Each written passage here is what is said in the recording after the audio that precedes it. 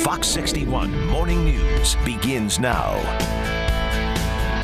All right, welcome back. It is 9:23. The Bristol Hospital Counseling Center is once again hosting a free monthly mental health and substance recovery series. Now, this comes as part of Suicide Prevention Awareness Month. So the September presentation will focus on suicide awareness. And here to talk suicide awareness from Bristol Hospital Counseling Center, we say hello to licensed clinical social worker Michael Miarecki. Good morning. Good morning, Matt. Not exactly a light subject at all. Not at all. And it's been in the headlines a little more in the last year or so, thanks to the TV show 13 Reasons Why. Now, I don't put all of my life-changing stories into fiction, but it has, especially for parents like me, brought suicide to our attention a little bit more, hasn't it? It has, and I think it's important to talk about suicide because the more we talk about it, the more we can prevent suicide from happening in the future for other people.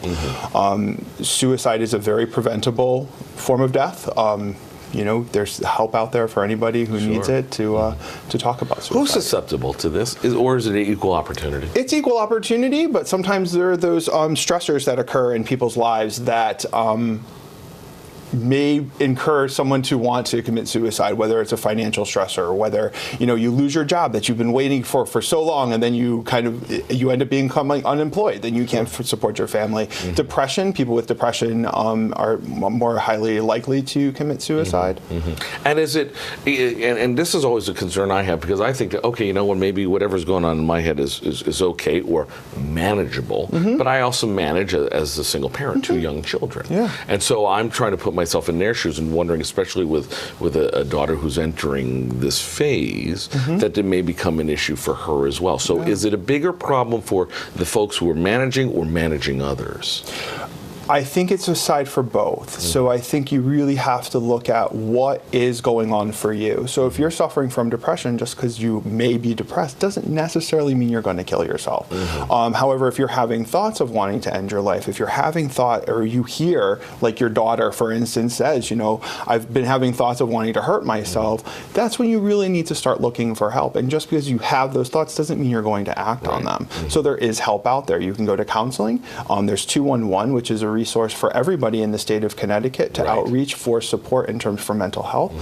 You can also go to any counseling, go to the emergency room if you really feel it's necessary, if you want to hurt yourself. And there's no shame in it. No, and there's no stigma. I mean, this is, if you need to talk to somebody, talk to somebody, and that's how it starts. Let's say, you mentioned the state of Connecticut. Let's talk about how the state ranks in the country. So Connecticut ranks 46th in terms of suicide. So it's relatively low in terms of the rate of suicide within the state, within the country.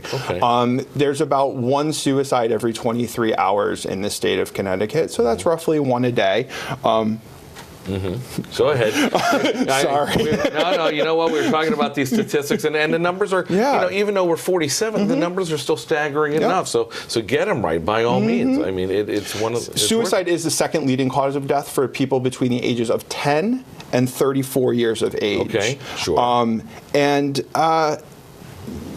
People are 3 times more likely to die of suicide than they are from homicide in the state of Connecticut. So it's a pretty high statistics for this state. You know, worldwide, it's the 10th leading cause of death in the country, or within the country, and someone dies every 40 seconds in the world. It's a halcyon goal to get the number to 0.